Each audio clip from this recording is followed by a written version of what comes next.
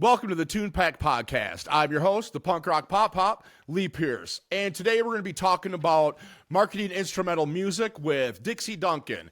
Dixie, thanks for coming on. Why don't you take a minute and tell everybody about yourself? Hell yeah, thanks for having me. What's up, y'all? My name's Dixie Duncan. I play I have a couple albums worth of solid instrumental music, and then I also write acoustic tunes, and I have a band called the Tragedy Strategy, and I travel around the country, the U.S. I travel around 6 to 7 months out of the year in a van, and usually pulling a trailer with a Harley in it, and just trying to spread the love, spread the noise, you know. But that's it. I got my website. You can check out most of my music at gypsytrashmfr.com, and all the good stuff is there. So how long you been playing now?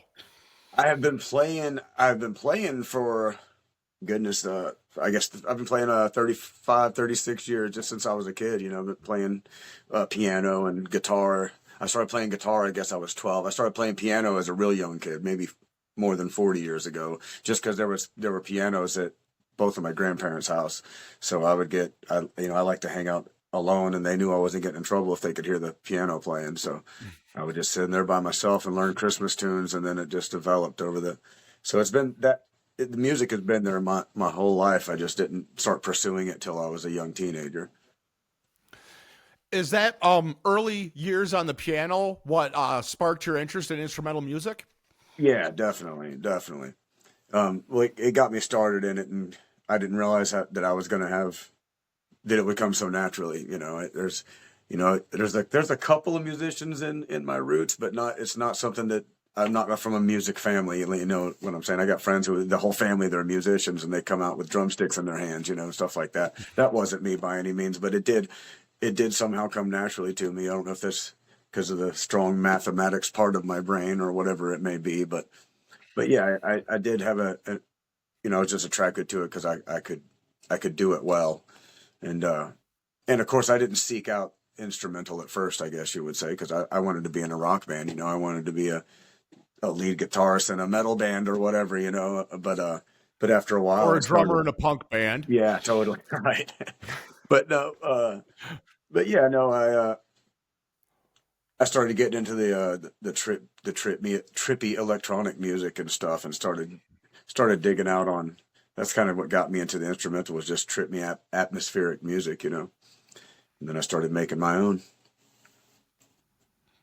So how long have you not had a day job? How long has music been your job now? Music has been full-time since, let's go backwards. I've been touring as a solo act since 2013, but it was before that. It was, let's say, my last real job would have been, I was a bouncer, if you want to call that a real job. I was a bouncer up until about 03 or 04, and then I started doing just acoustic gigs, and I was playing bass in a cover band that I had in my original band. So I was doing 300 shows a year starting around 2003. So I went to full-time music 2003, not as a solo act. It took 10 years to get going as a solo act. That's incredible. Like, I mean, we've known each other for, Jesus, I don't know, at least 7 or 8 years now, and I didn't know you've been doing this that long, just full time, man. That's just incredible. I mean, you deserve it, though. You're an amazing musician. I usually tell people that I've been doing it since 2013, since that's how most cats know me, as my solo act. But yeah, I guess, I guess I don't say it out loud enough, because I didn't think about the fact that I have been doing this only this since 03. And before that, I was going since, with mixing it with other jobs, of course, seeking out that rock band lifestyle since 96. I think I started playing with bands.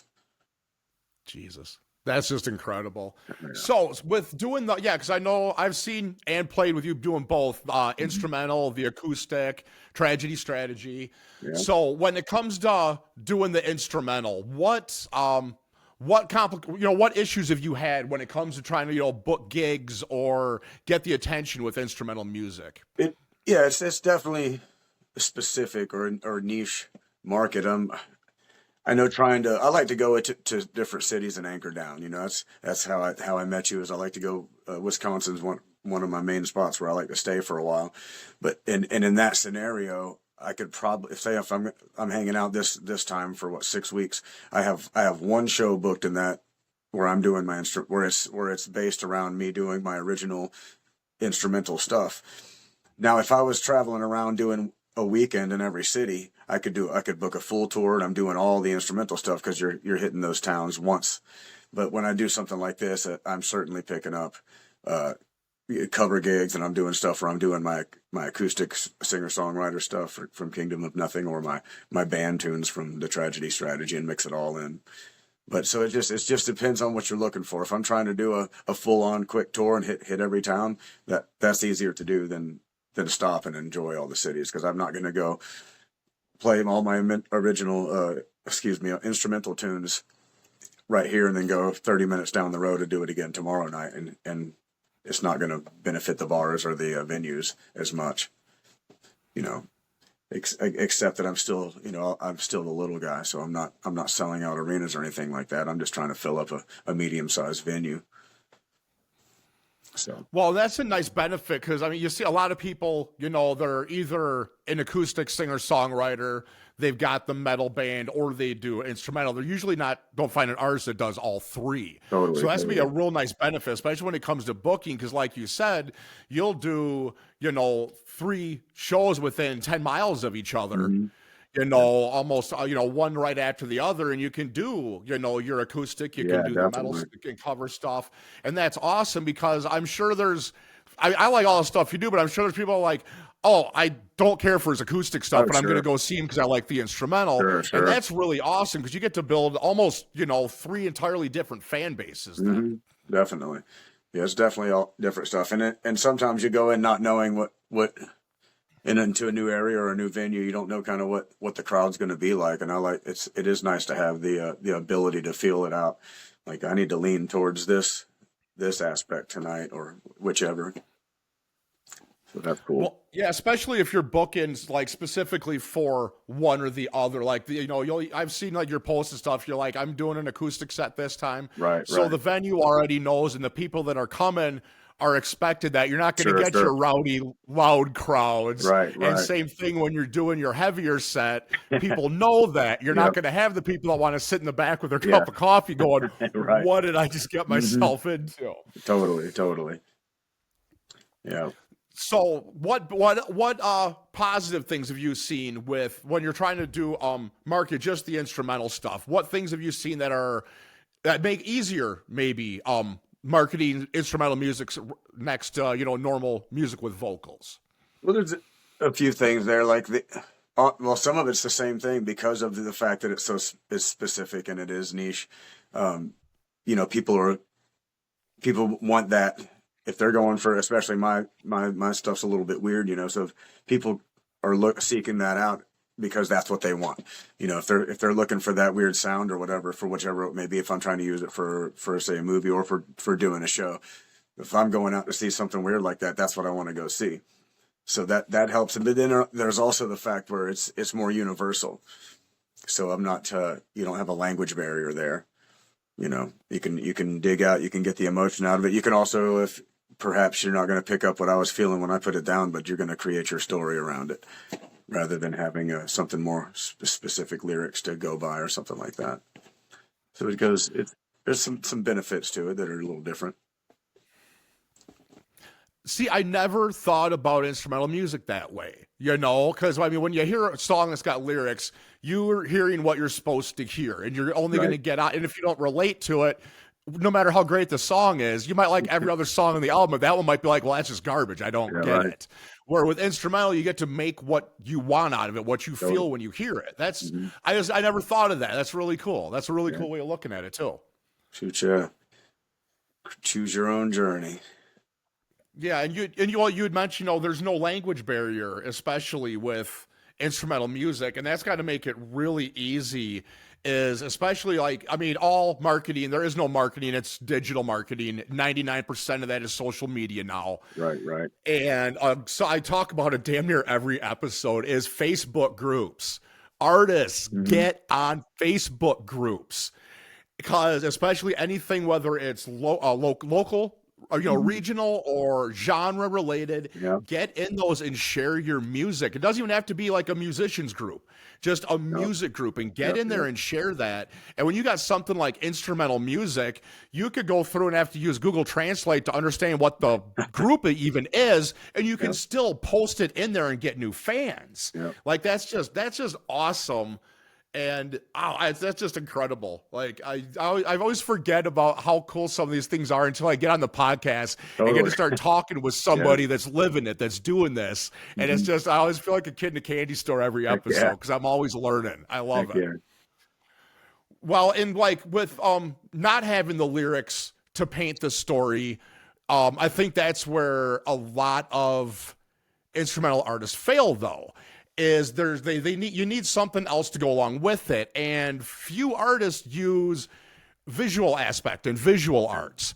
And I know for a fact you are big into the visual arts as well, especially making something that it works together. It's a combination to give. Like I used to do jump drives with your albums and stuff like that. That was the visual representation of your music. And that's just incredible. So what goes into coming up with the visual representation as compared to writing the lyrics with music? How do you see the difference in there, and which is easier for you? Well, I've always been into the artwork that came with the albums. I've always ripped that thing out. I put the tape in, and I'm either reading through it or I'm going through looking at the cool pictures and stuff and just seeing how sometimes the picture is made for a song or things like that. And early on when I did my first Lost in the Shadow of a Dream album in 12, now I'm no visual artist. I wish I could come up with these cool. I wish I could draw, anything at all, but I'm just not a visual artist. That's not my thing. But I found a buddy of mine, found out he was a good artist, and we saw eye to eye on a lot of stuff. So I was giving him the music from the first album as we were recording it and just coming up with scratch tracks and stuff. I was always forwarding it to him. Like, dude, anything that inspires you from this music, let's put some stuff together. So his name's Brian Sharp, and he's down in Georgia. And everything, we would go back and forth on pictures, and he just created all this stuff to go with the music. And it went well together. And we carried that on into Lullabies for the Sleep Deprived LSD2 that came out a couple years ago. I used the same artist on that one, and it's certainly, it all ties together. There's references in the same way that there are musical references from the second album to the first. There are artistic references and visual artistic references from the second one to the first also. Just a lot of overthinking and all that good stuff, which is the way that I like to do it. Well, that's the thing. I wish as a musician, but as a music fan, I've got music playing no matter what I'm doing. If it's not playing, I'm singing it to myself so my wife will put music on so I'll stop singing. But like, I've got to always have that something going on like that. And so what I like to see though is when artists you want to call it Easter eggs. You got Easter eggs in every type, whether it's literature or movies or any type of visual art anymore. You don't really see, and comedians too. You always got that callback from earlier in the show or a previous special they did. Musicians don't utilize that enough. And that's something that's really cool about your music is you do that. You almost giving yourself props for something that you created that was awesome. And kind of, like, oh, what is that? I don't understand that reference. Well, and then it gets them looking too. Oh yeah. So it's like the movies that you pick up more out of it every time you see it. And you're like, oh yeah, I didn't consider that. When you go back and listen to the first album, you start to hear the stuff as they reference each other. It's done intentionally. Well, and that's cool because it's another way for the fans in your target market to understand you more and connect with you. And when fans connect with the artist or vice versa, they're happier fans. Happy fans buy albums, they buy merch, they come out to see you, they share your social media posts. So the more you let of yourself out like that, and especially you're able to do that with just your music. You're not a big one on social media sharing a lot, but you still got such a strong following because you're able to do it with your art itself. Sure. Yeah. All Right. So, that's what else I wanted to ask you. So you've done, so which have you done more of? Have you done more albums or created more music with lyrics or instrumental? As Dixie Duncan or as a solo act, I've Yeah. definitely done more instrumental. I have a barrier myself with words. I'm not good with words. I can't come up with them quickly. I don't comprehend them. Even listening to music that I listened to all my life, I still am hearing lyrics, and if I'm reading the lyrics, I'm like, I had no idea that's what he was saying. The bands I've been in, I don't hear well since I was 12 years old. I haven't been able to hear out of my left ear, so I don't hear with clarity. But everything sounds like mumbling to me. So I also don't. It goes both ways when it comes from getting the words or giving the words. I can't sit down and write you a song. It takes me weeks to write a song with lyrics, but I can sit here and put together a whole song from nothing in 90 seconds out of just music. But yeah, not with lyrics. Do any of your songs with lyrics, did they ever start out as instrumentals or vice versa? Yes, both. I'll start off with trying to do just a campfire song, and I'll either won't be happy with the lyrics themselves or perhaps the melody, the lyrical melody I'm not happy with, and then I've transferred those songs into the other albums and then just gone haywire with them. And then on a couple of occasions I've taken either sections from the instrumental songs or a groove from an instrumental song and put it in a piece with lyrics in it. Oh, excuse me. So, trying to think here how to phrase this. Well, I mean, I guess you kind of answered it, obviously. So writing the instrumental is a lot easier for you than the stuff with lyrics. Totally. Have you released anything that was that instrumental or vice versa that you ended up re-recording as, was it instrumental that you ended up re-recording another time, as the other way? Let me think on this one. What album? I have a piece where I took. Yeah, one of the songs. I'm trying to think of what song it is. Well, I may not be able to pick out exactly which one it is. One of the songs from LSD2 is a piece of a song from my first band, actually, in late 90s to 03, I guess, 10 till 4. And I took the bridge out of one of our songs, and I asked the guys if they cared, and they were all cool about it. And I used it as an instrumental piece in one of the. I can't place what song it is right this second, but yeah, I've done that on the LSD2 album. That's cool. So yeah. What I've seen you play, like I said, we've known each other for years. Played a couple bands together, and I've seen your singer-songwriter stuff, the metal stuff, the tragedy strategy, the instrumental. What's your favorite to play? Like as far as like a full gig, if you could book it, what would you do? What would your favorite gig be out of those genres? Well, that's a hard one because it is next to impossible to get a band to play with. The tragedy strategy that's my 9 Inch Nails, that's my bluesy stuff. And I had a strong group of guys at home for years I've had, and we've all, as life does, we've all gone separate ways. I've been putting out feelers, trying to put together a regional band. I've been trying to put together a band in Wisconsin. I got a band that I might be putting together in Florida. But I would rather do the band setting when it's done right, because I've had such good experiences with the guys I've been fortunate enough to play with. However, that's not something I can do right now. So if I can go out and if I'm trying to book something right now, if I had it my way and I was going to go do a full tour of shows, it would be the instrumental stuff right now. It would be the looping. I've been adding in sequencers and synthesizers to a lot of stuff, and I wouldn't go as far as to say I'm doing EDM, but I'm doing electronic stuff with more beats in it. It's a kind of synth wave with lead guitar shredding over top of it. So I would love to do a 90-minute set of that, for 90 days straight. So it just depends. Yeah, it just depends on the settings. But yeah, I know I can depend on myself to get out there and do that show no matter what. Well, and anybody in Wisconsin or Florida listening, you heard him. He's looking to put together a band. Shoot, yeah. So reach out. I probably know a few people. We'll have to talk. Yeah, chops are cool, but soul is cooler. Oh, so what have you got coming up later this year? I know because right now it's April, so it'll be a while before this gets out. But I know you got your Wisconsin tour, followed by your bike tour, and then more Yeah, Wisconsin tour. sure. Yeah, I've already done. So I've already done Florida, Georgia, Alabama, Tennessee, Mississippi.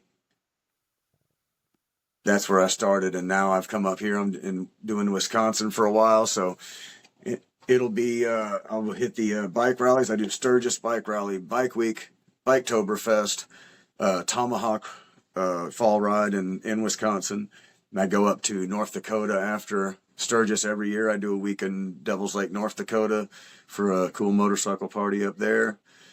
I'm doing in October. This is not music related, but I don't know. I'm sure you see that I messed around with the electric unicycles, and I've included on this tour, and I've included definitely that I'm going to join my first EUC race in October down in Bentonville, Arkansas. What I'm working on is actually booking myself as part of the entertainment for the event.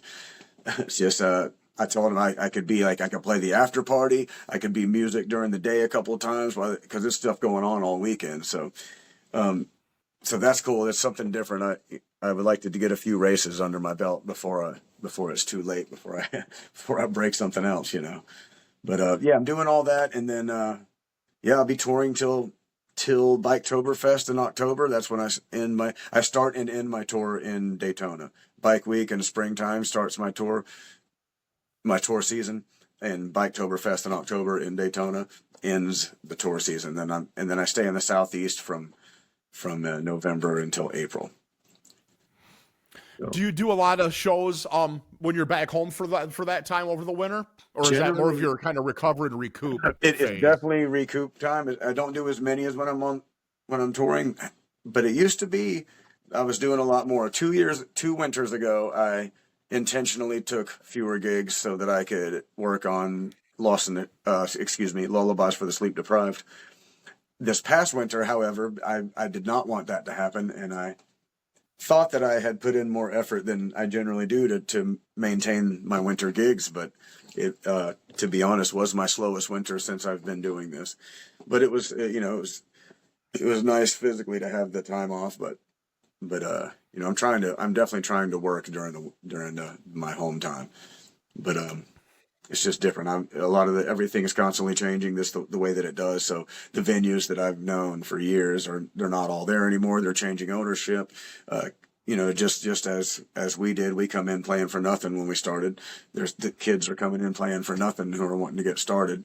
So I'm trying to do this for a career, and these kids have their jobs or they're in school or whatever. I ain't mad at them for it. It's how it goes. So I'm just you got to keep moving. You got to keep on your feet and stay on your toes, and find the new spots and all that good stuff. So I'm just trying to keep in the game down there. Plus, not to mention I've been playing. I was doing 300 gigs a year around Atlanta for 6-7 years solid, just from 2003 to 10 or whatever. And before that, I played a lot. Since then, I've played hundreds of gigs a year still.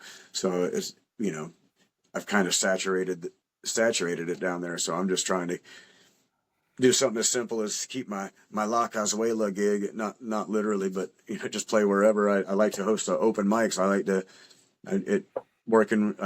I had a 2-year strong open mic running while we were down there, and I got to be such friends with these guys, and seeing the guys that come back every week and how hungry they were for it and how excited they got. It just it was cool to remember why I was doing it to begin with and how I started doing it myself. So I like doing stuff open. I like hosting some open jams. I travel a couple hours up into the mountains in Tennessee every couple of weeks to host a jam, and it's the same situation. It's these cats who are just wanting to do it, So it's all the kids who live right there, and I'll get up there and just run sound for it and jam out with them, and I love doing that kind of stuff during my downtime. That's really cool. Well, and it shows the best musicians are the biggest fans also.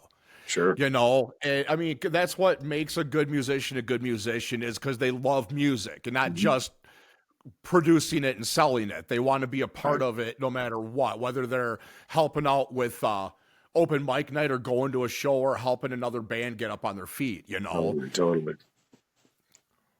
Yeah, I miss going to more shows. That's for sure. It used to be every night that I was off, I'm looking for live music, and it's now every night I'm off is Monday, Tuesday, and Wednesday. There's not a whole lot of live music to go see.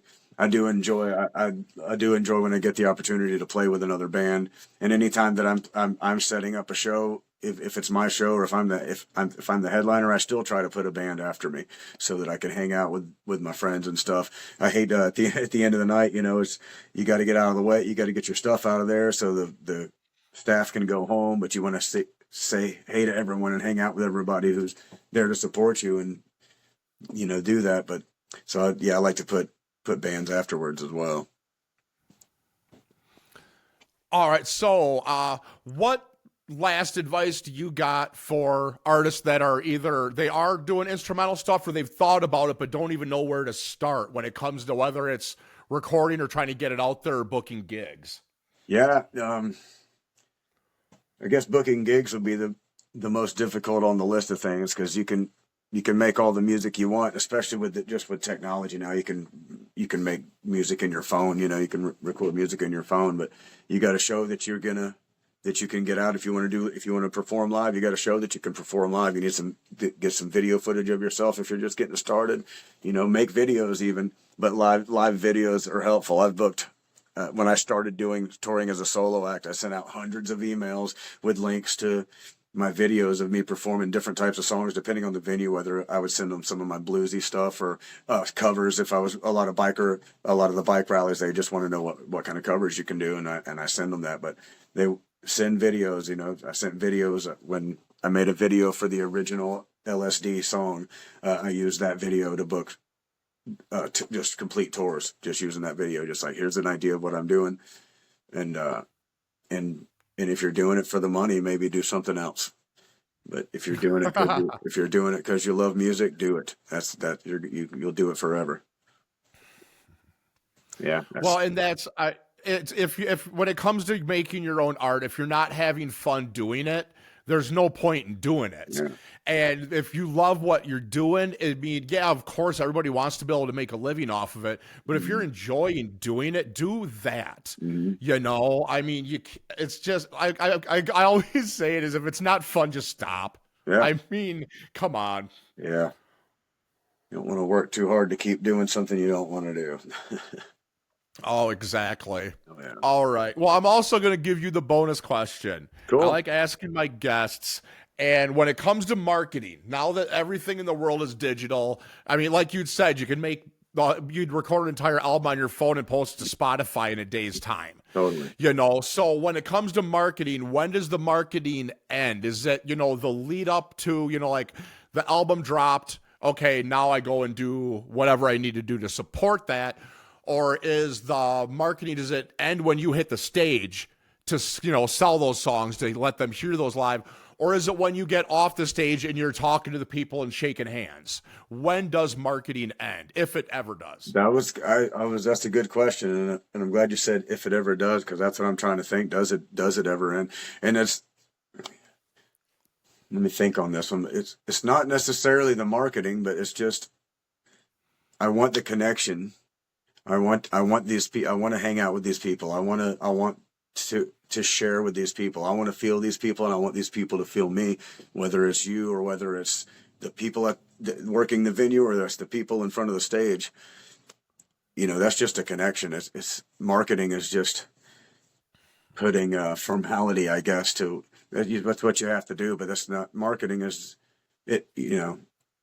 I'm going to do what I'm trying to do because I want that connection. So I'm never going to stop marketing if we're going to call it marketing. You know what I'm saying? But I don't look at it. That's not the way that I feel that I'm doing. Yeah. I want you to be back here so I can have this with you again. I want the bar owner to be here again so that we can have this again. I'm never going to not push for that, but I don't view it as. And when you step back, it's a day at the office. It is in fact marketing. But yeah. So it never ends because I'm always going to go after that. I'm always going to pursue that. So yeah, I'm always going to be trying to get my music out there and to get it to you and to get it to them so that we can share that. Well, and I can attest to that. That was always one of my favorite parts of coming and seeing you, whether it was the acoustic stuff or the instrumental stuff, is whether it was the time between sets or afterwards, watching you hang out. And it's not like you're even working the crowd. You're just talking to people that you want to hang out with. And you can tell by the venues you book. You're like, I'm not going to book a bar that I don't want to hang out in. Totally. You know, I'm not going to book some place where I don't want to hang out with the people. Yeah. You know, so, and yeah, I mean, I can attest to it. It's like watching you go around, and it's like watching like a high school reunion or like a whole family reunion, watching you shake hands with these people and, you know, reminisce about things. Sure, and it's just so cool to see an artist care that deeply about not even fans, they're your friends now, they're your family, because you do 100%. come back to the same areas and you make a point of making those connections. And it's just really cool to see nowadays, because with everything so just cut and paste and run and shoot because of digital media, seeing people just sit back and take the time to enjoy what you created. You know, you go in and you play these places. You don't know how all these people's day went. You don't know what their week went, especially nowadays, man. It's hard to have a good day, let alone a good week with the way our world's going. And you get to get up there and change their day. You know, I mean, watching you play and seeing the people around just get happier and happier. And then you get to get off stage and enjoy what you created. Not even the music, but the environment that came from it. And it's just so cool. You've always got such a great vibe, and you make the people around you happy. And that's just so good to see. It's so nice to see nowadays. Oh, yeah. And as a music fan, as a bandmate, and as a friend, I don't know if I've ever had a chance to thank you for that. And honestly, thank you for being the type of artist that you are and the type of person you are. It's rare, and I mean, I shouldn't have to celebrate it. Everybody should be like that. Right. But damn it, I'm going to give you props when you deserve it. Should I appreciate it? I don't know what to say. I just like you say, it's the way it should be, right? Oh, exactly. All right. Well, thanks again for coming on, man. I've been looking forward to talking with you since we first talked about this, man. We used to see each other all the time, and now with hectic schedules, it's been a couple years. Yeah, man. So it's good getting to catch up with you. Good luck on your tour, and we'll have to have you come back again and let us know how everything went.